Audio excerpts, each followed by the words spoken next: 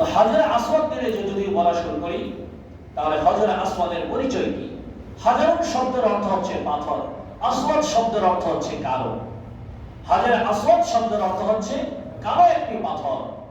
বাকি শব্দটা যদি কালো পাথর, এই পাথরটা কিন্তু কালো ছিল না। এই পাথরটা সাদা ধবধবে ছিল, দুধের চেয়ে আরো বেশি সাদা ছিল। কিন্তু এই পাথরটা কেন কালো হয়ে গেল?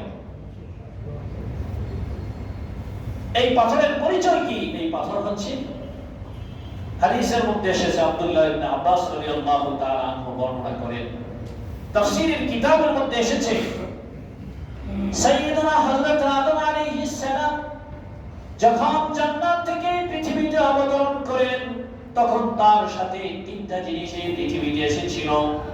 এক নাম্বার হচ্ছে হাজরে আসওয়াদ, দুই নাম্বার হযরত মূসা আলাইহিস সালামের লাঠি, তিন নাম্বার তিনি যে বিষয়টা পৃথিবীতে নিয়ে এসেছিলেন লোহা ছিল।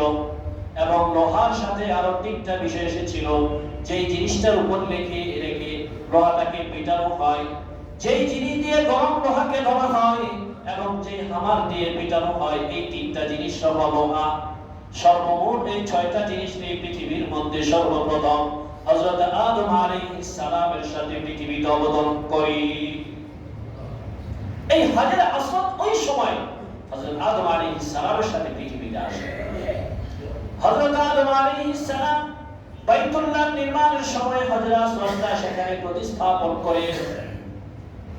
যুগের পরিবর্তনে হযরত নূহ আলাইহিস সালামের প্লাবনের সময় যখন বাইতুল্লাহর এই ঘরটা বিলীন হয়ে যায়, কোন বর্ণনা এসেছে আল্লাহ রাব্বুল আলামিন এই ঘরের ভিত্তিটা আসমানে উঠায় নেন, কোন বর্ণনা অনুযায়ী পানির সাথে মিশে যায়।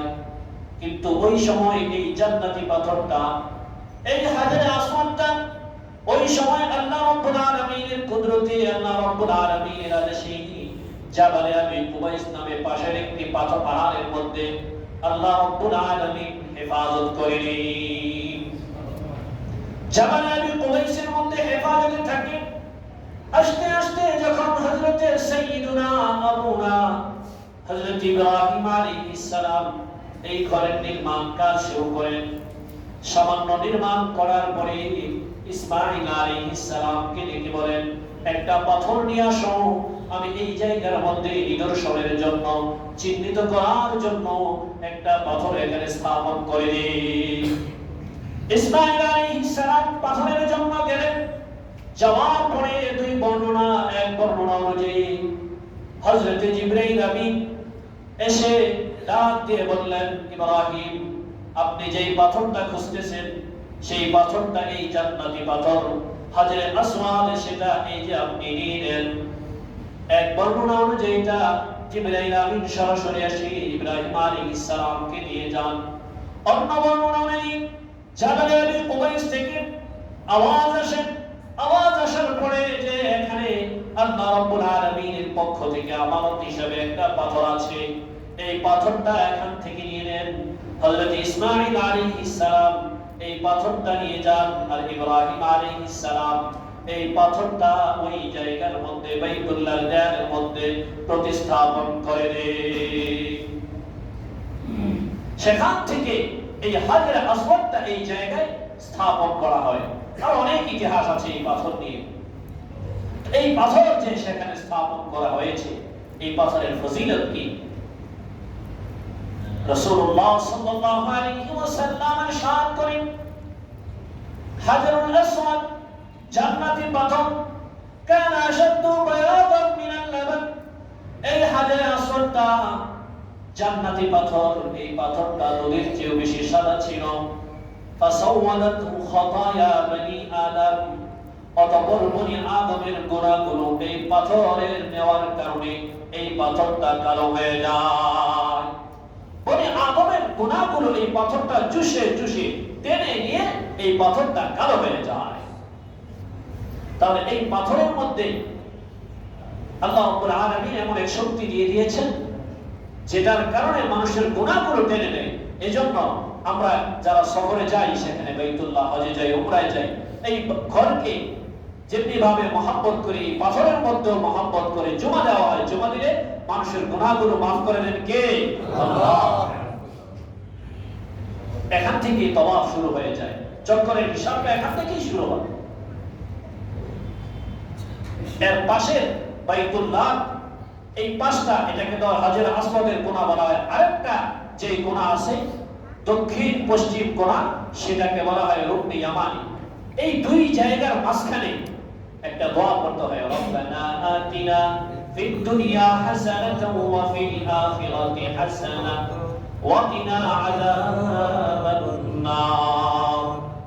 হযরত আব্দুল্লাহ ইবনে ওমর রাদিয়াল্লাহু তাআলা আনহু সাহাবায়ে কেরামের মাঝে একদিন তিনি বাইতুল্লাহ তাওয়াফ করা অবস্থায় এই ঘরের মধ্যে এই রুকনে ইয়ামানি আর হাজর আসওয়াদের মাঝে মাঝে আসার পরে তিনি একটু ভিড়ের মধ্যে ভিতরের দিকে ঠেলে যাইতেছিলেন।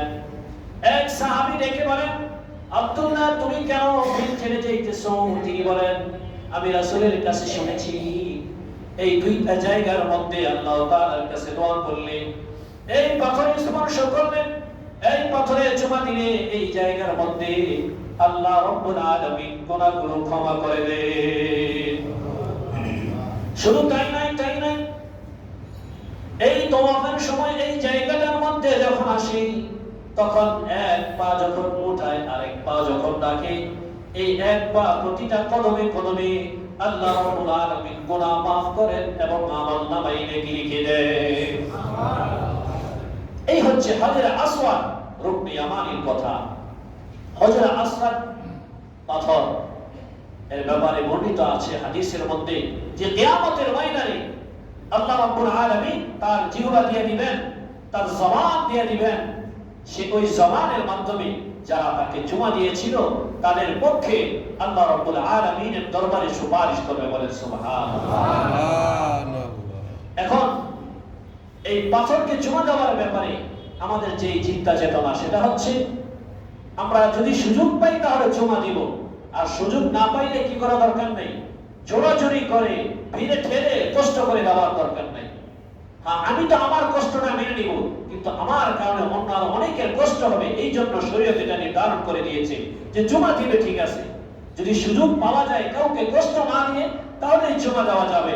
আর যদি কারো কষ্ট হবে মনে হয়, তাহলে দূর থেকে ইশারায় চুমা দিয়ে দিবে। তাহলে সরাসরি চুমা দিলে যে সওয়াব, আল্লাহ রাব্বুল আলামিন ইশারায় চুমা দিলে সেই সওয়াব দিয়ে দিবেন। হাজরে আসওয়াদের কথা বললাম, এইটা একটা পাথর। এটা কিসের পাথর? জান্নাতি পাথর।